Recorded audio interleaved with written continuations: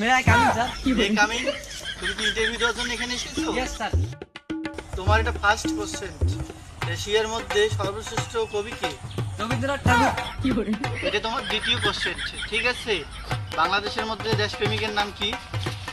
অনেকগুলোই তো আছে, যেমন শেখ মুজিবুর রহমান। তোমার এটা তৃতীয় কোশ্চেন, ঠিক আছে।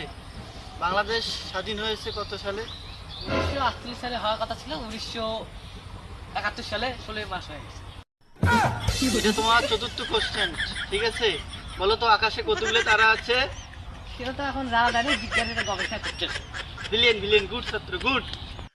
স্যার, আমার কোশ্চেনগুলো কি ঠিক আছে? হ্যাঁ, তোমার কোশ্চেন সবটা ঠিক হয়েছে, তুমি এখন যেতে পারবে।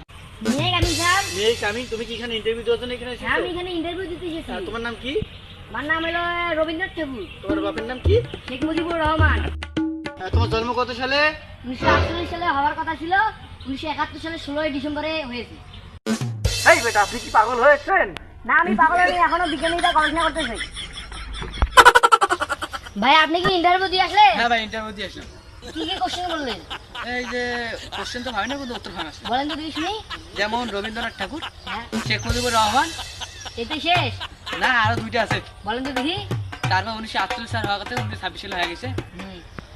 তারপর হইলো শিরানি বিজ্ঞানী গবেষণা করতেছে।